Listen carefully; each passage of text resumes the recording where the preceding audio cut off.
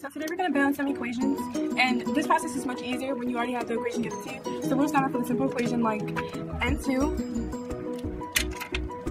and you want to use different colors for each element so you don't get mixed up with them.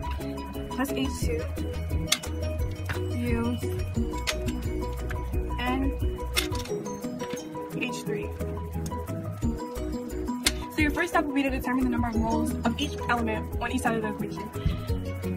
This side of the equation will be called the reactant side, and this side will be called the product side. And that's because these two elements react to produce NH3, which is the moment. So what we can do is write each symbol and write the number of moles on the reactant side on the left side of each symbol, and the number of moles on the product side on the right side of each symbol.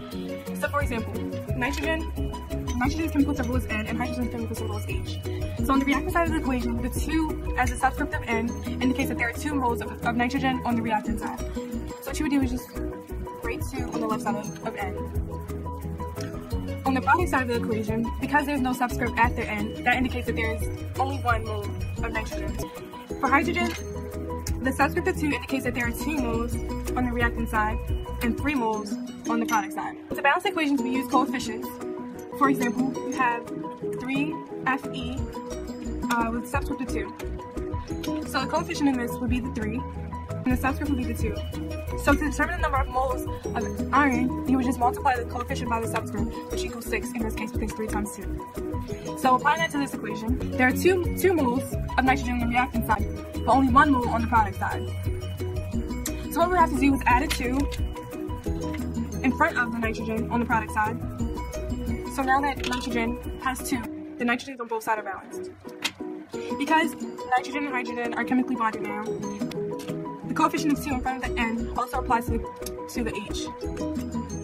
So the coefficient of 2 times the subscript of 3 equals 6. So now there are 6 moles of hydrogen on the product side. So now we have to balance the hydrogens on each side of the equation. Is add a 3. You can add a 3 to the reactant side. So the coefficient of 3 times the subscript of 2 would equal 6. So there are now 6 moles of hydrogen on the reactant and the product side.